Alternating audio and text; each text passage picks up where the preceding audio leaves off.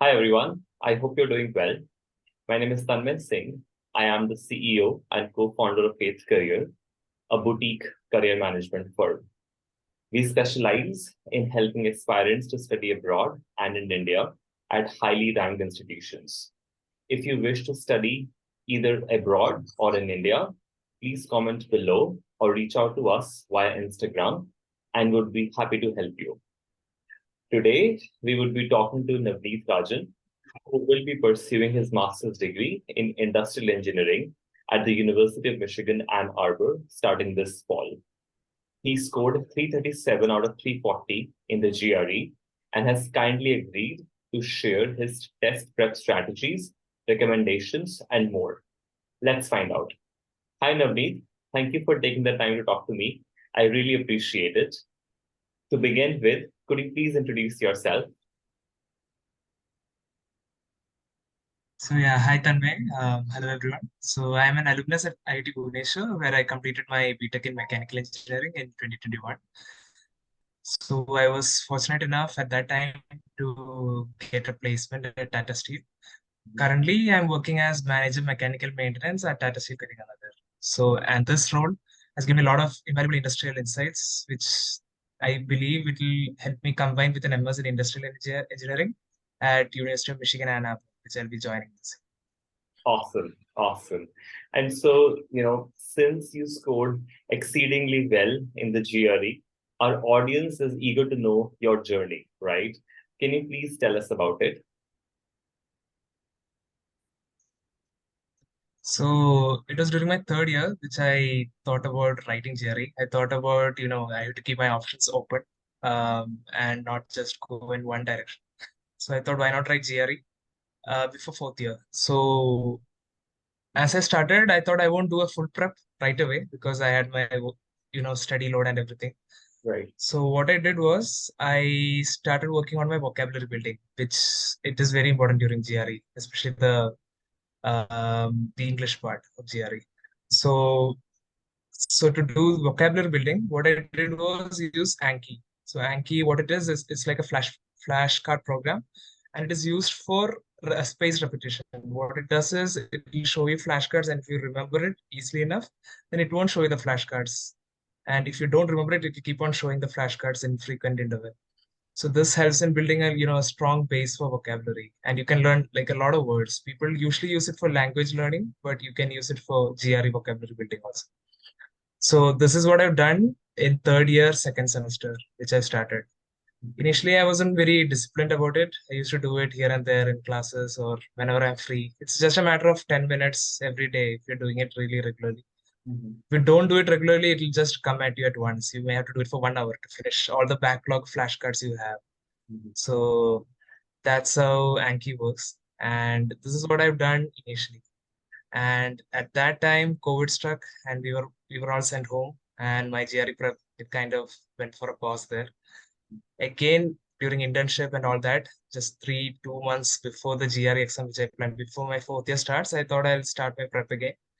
So here I started Anki again properly. By this time, I think I crossed I think totally 600 words something I was aiming to learn. I think I crossed 300 something. So it was there in my store. So I thought I'll do the rest. So I started getting test prep materials and all that. And just over 1.5 months, I started working on it like in a proper priority basis. Then I wrote my GRE finally in mid-August 2020. Okay, all right. And so that sounds great. In how many attempts were you able to score 337?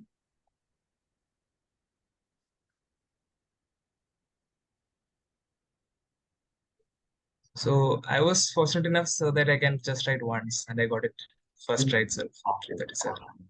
Yeah, that's great. Perfect. And which resources did you use to prepare for the GRE?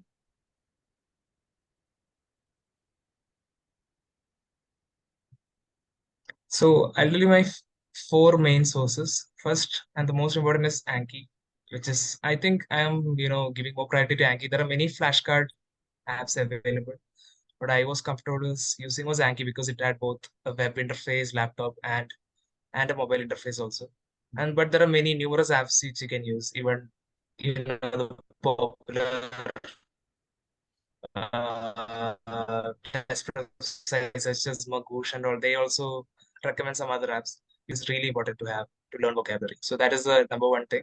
Second book which I use for quant and verbal also is Manhattan 5 Pound.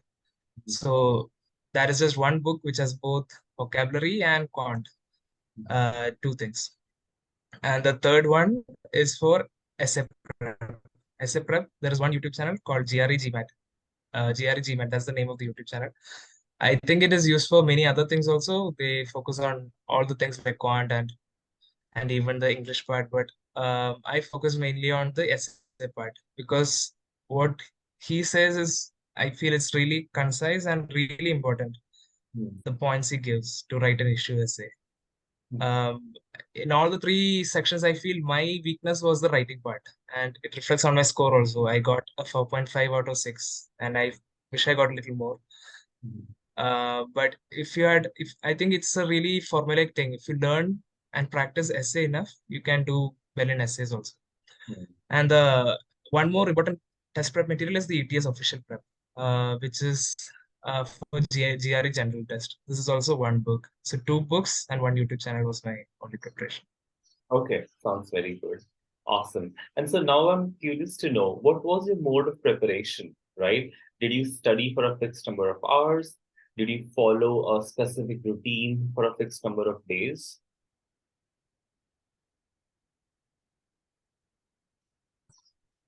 I don't think there was a routine as such. During that time, I was doing my internship, so I think I did like maybe during the weekdays an hour every day, and during the weekends it depends, 3 to 4 hours or 2 hours. Um, yeah, that's it. Okay, all It was right. for a month. I think I did most of the Manhattan 5 Pounders. Yeah, for the English part. Right. Awesome. Sounds good. Awesome. And so, since 337 is an excellent score and it is way above the, average score which people get in the GRE, I'm curious to know what did you do differently in terms of preparation that sets you apart from an average test taker?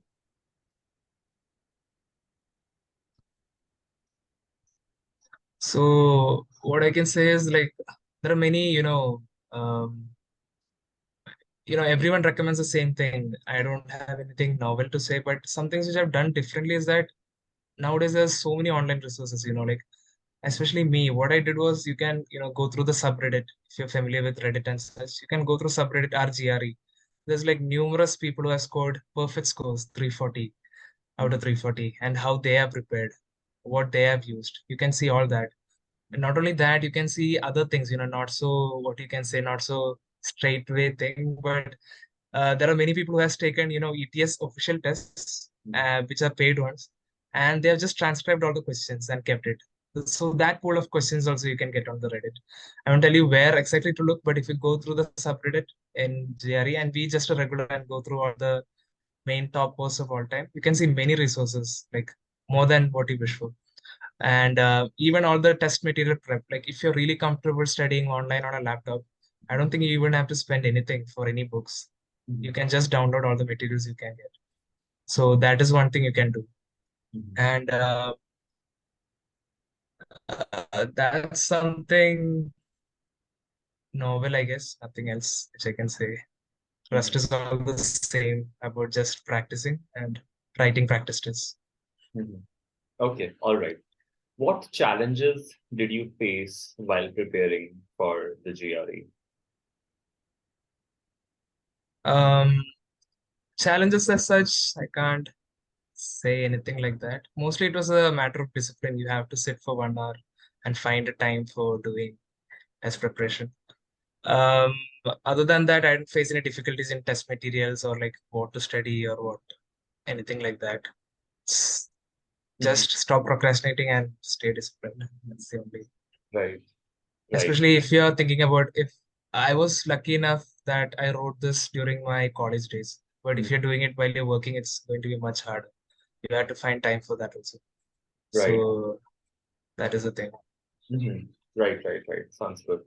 And So my question to you is, did you alter the plan, like your preparation plan, in any way during your preparation?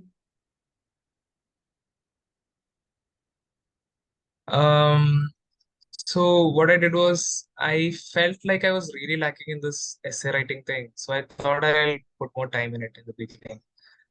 But then it got too boring for me to, to even stay disciplined in it. So I just left it till the end. Mhm, So that was a plan change I did in between that didn't focus much on the issue essay part. mhm. So I could have done if I had stuck. Right, right. And what target score had you set in your mind before starting the preparation? Was it lower than the score that you achieved, or were you going for the perfect score, which is 340? Um, so I'll be explaining this also, like what other tips you can do. But what I recommend and with what I have done also is that I started immediately, even before any prep. ETS, when you register, they give you two free tests. So immediately I wrote one of the free tests, which not many people recommend, I guess, but some people also do. They recommend that you write the first test so that at least you know, even without any prep, what you know at least, like where are you? And even then I don't think I got a bad mark at that. I got 317, yeah, 319, something like that. I don't exactly remember. So I thought I can push 330 or something like that. And in the second test, which is left, the second of the free test, I took it at like 1 week before, and I didn't get anything close to 337. I got, I think, 329 at that range, 329, something like that. That last test was my actually the highest score which I got. Awesome. Okay, sounds good. And so that takes me to the question, what common traps should a test taker keep an eye out for while attempting the quant and verbal section in the real test? So quant test, I am saying that I'll be saying is that if you have an engineering background or if you have done, anything related to science, you will have to aim for 170 in that because what GRE asks is really, really easy. And where you lose marks is tricky questions, where they'll just trick you in that sometimes they may ask about some question related to whole numbers and you will not take the zero or something like that. You may forget to take the negative numbers. That is what, someone who has a background in engineering or someone who has used to doing all these problems will face issues in. So that is one thing which you should focus on the quant part. Mhm, Additionally, which we haven't focused much during our engineering test prep or something like that, is the statistics part. All the, three sigma and what is the standard deviation and all that. That also you have to brush up a lot.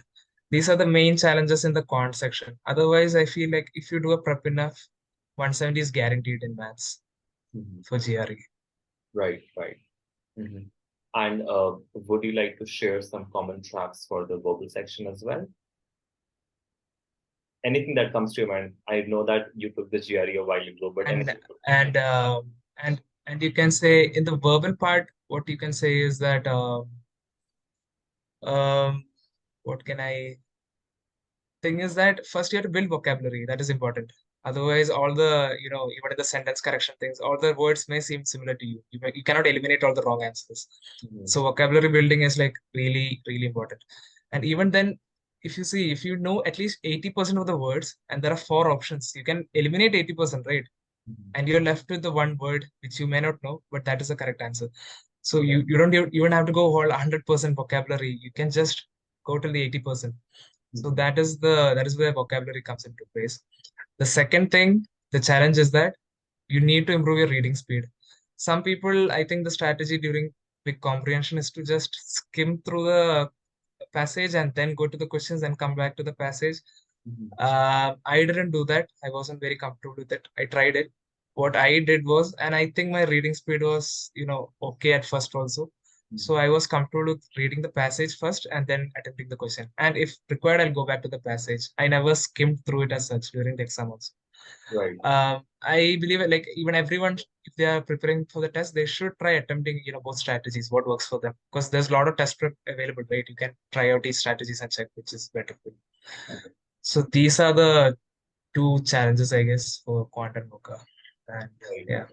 Perfect, perfect. And speaking of challenges, Can you please share some useful tips and strategies with our viewers to ace the GRE? So first thing, I'll reiterate it again. So I really strongly believe that out of the two tests you're getting when you first register, you should really write the first test immediately. You should not think that these tests are really valuable. It is valuable. The ETS test is like the best test you can get, which is really accurate to the actual test.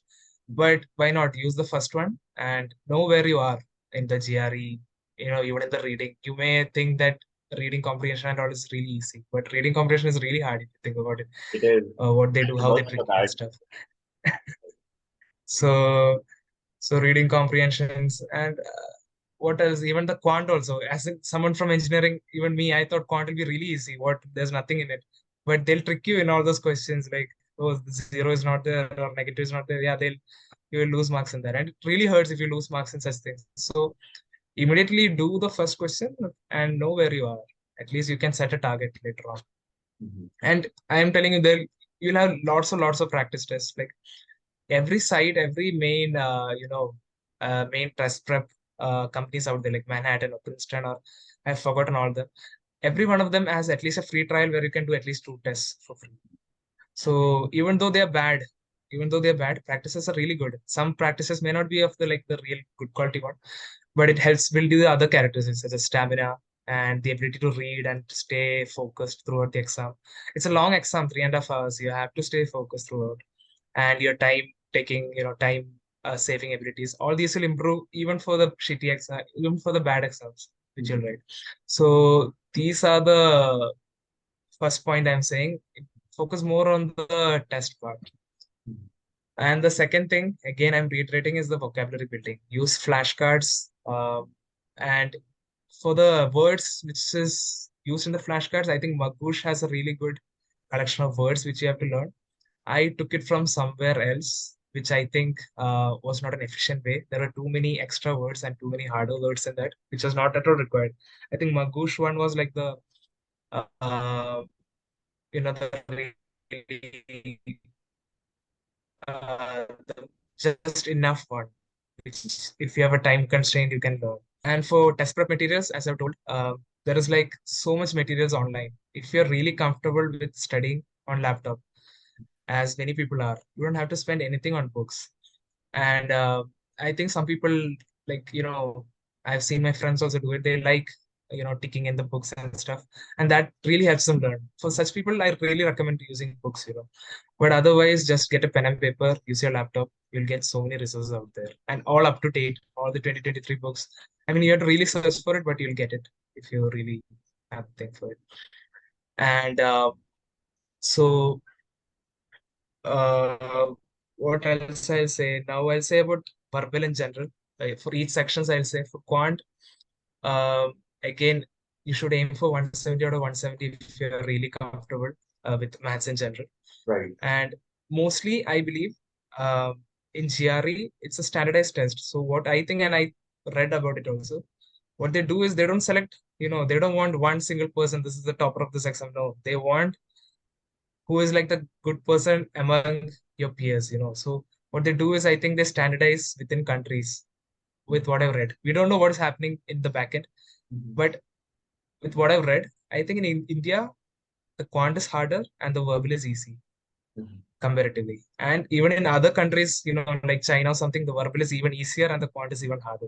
Mhm. So that also happens. Mhm. So sometimes when you do the ETS official prep, you may think that, oh, this English is really hard, maybe. But in the real test, you may be really, surprised that the English is sort of easy. So that's also there. That's maybe the one of the reason I got 337, like such a high score in the test itself, not the, all the practice test and stuff. I couldn't get such a high score. So that is one thing. And that is what I always say if someone asks, like, if you, and there is one more standardization, right? If you do one section very nicely, the next section will be really harder. So Yes. I always say, like, if you find the section harder, that means you must have done really good in the before section. That's Right. kind of a good thing that the questions are hard. And this has actually happened to me also for the quant section. One question was like, I was really taken back. Like, it was easy, but still it was really new. Like, I Mhm. didn't expected it to be. It was like a low-level JEE main exam Right. question, the easy JEE main question kind of thing. And I thought, oh, that is something new. And I had that feeling, oh, I must have done, really good in the previous section or something to get this question. So that is there. So something you can think about during the exam. And that is there. And for verbal, I'll say especially you need to build the reading habit. Uh, Reading long passages is really hard actually if you're not used to it. Just do reading in general. I think read editorials and all. Even just doing the practice questions, it'll be easier. Wanting to be really, I think many people just ignore it. I think for every exam it is important, but for verbal comprehension parts, you should really, really understand, even if you made a mistake when you're doing a practice test or doing practice, you made a mistake. Understand the reasoning behind the answer, like properly ingrain it in your mind, why this answer came. Right. Mostly it's like, it's a proper logical reasoning. Like, okay, this happened and this happened, so this is the answer.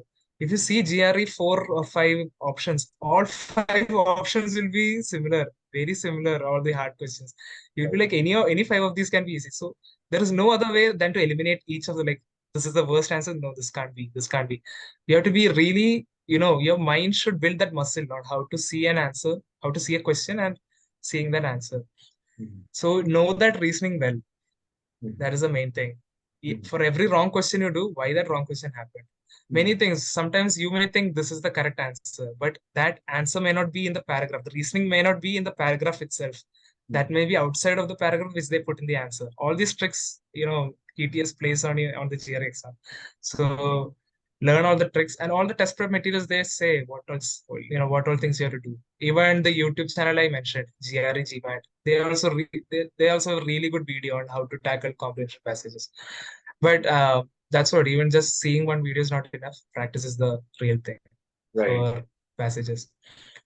And that also, luck is also real good factor. Like if you get a good passage, then that's a thing. Right. So and so quant is over, verbal is over. For essays, I will say again that YouTube channel, GRE GMAT for both. There are 2 types of essays in GRE, which is issue and the other one is the argumentative. So I feel the other essays, okay, I can do it. It's not that hard for me. For some people, it's the other ways, but for me, the issue essay is sort of hard. Mhm. So for the issue essay, I think not many people know this, but the entire pool of questions which they're going to ask you, okay, any question, it is there in their website. It Yes. is a huge pool. I don't think anyone can know the entire thing. It's like Right. maybe 60 to 70 questions or something more, Mhm. but the entire pool is actually there and there. Okay. So what you can do is, take one day, go through each of the issue, and in your mind, just build 3 points or write it down, which you can write in that. Mhm. So I'll again, segue back into something about standardization. Again, I feel, in India, they don't ask some of the harder issues. It's just an intuition, I feel, because the essay I got was a little easy with what I've seen.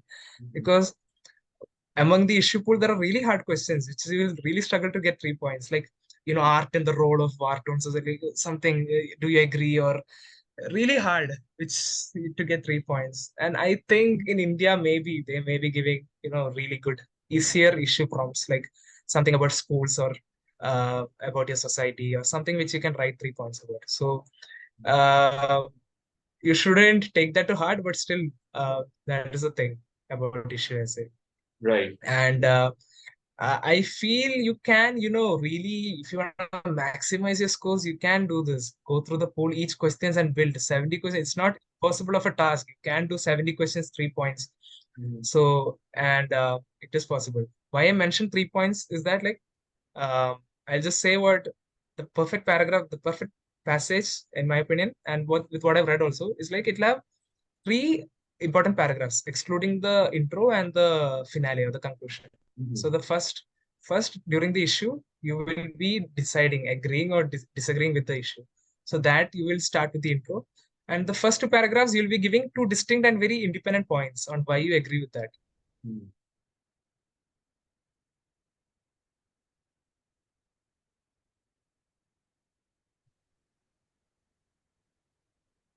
Navneet, we are still together. You can please carry on. Yeah. Okay, guys. So what I was saying is that So for each paragraph, I think the what a good essay will be made of 3 paragraphs. And the first paragraph, first 2 paragraphs, you will be mentioning 2 distinct independent points about whether you're disagreeing or agreeing to the main issue. But the third paragraph, which is really key, you can either add a third independent point or you can put a counter issue. Like, okay, maybe I am agreeing with this, but in this point, I can disagree. And then you counter refute it again and you refute that. But with these things, I don't think this may be an issue. So that can be a really good, really good third paragraph which you can do. So that can be a perfect essay.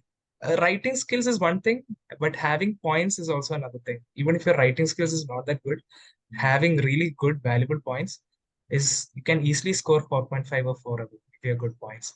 And writing things and all the other flourishes you add, you just add and get you 5, 5.5, 6, all that stuff. So that is the thing. And that is about essay also. Okay. Uh, Now that we have covered yeah, all the that's parts about of the GRE, let us talk about what are some of the things that GRE aspirants should not do, both during their preparation and during the exam. So one is that you shouldn't, ignore your weaknesses. Like you can take, for example, like reading paragraphs and stuff. It will be, if you're not really used to reading, reading can be a really hard thing, you can say. Because these paragraphs are really long and it's full of facts and stuff. You may not feel like doing it as much, which is sort of understandable, but still you have to push it through. So you should not ignore your weaknesses. Even where you're weak at, you have to put your attempt in. Second is that you shouldn't at all, like you should, after doing a little bit of prep in the beginning, you should go all in with the tests. Do tests. It's not just for GRE, any exams is like that. Preparation is test prep. You have all the other variables related to tests, such as time management, being composed, your stamina, all that comes in the practice test. And GRE is a very long exam, if you think about it. But they give breaks in between and stuff, but still it's a long exam. So that is it's a must know to ignore practice tests. And try finding, I told, right, every company which gives test prep, Princeton, Manhattan, Magoosh, all these have free test trials if you don't want to spend anything. And if you're spending, you have much more, yeah, in all those, test prep websites. Go through all the practice tests. ETS test is the best one. Leave it at the last. Write that. You'll have an estimate of what you're going to score. And one more thing is that again, it's standardization. You may get much more what you scored than the ETS one also. So that can be also a reason. So yeah. Right. Okay. Awesome. Well, thank you so much, Navneet. These are amazing tips, strategies, and advices, and I'm sure our viewers will benefit from it. If you are one of your viewers, please feel free to subscribe to our channel. It would mean a lot to us. Like the video and comment on it so that we are encouraged to create more such content and talk to more people like Navneet, right? Navneet, thank you so much for being here with us today. And thank you very much for helping everyone else around. Thank you, Tanmay. Awesome. We wish you all the very best for your upcoming master's degree. And we hope that you do very well in it. Thank you. Thank you.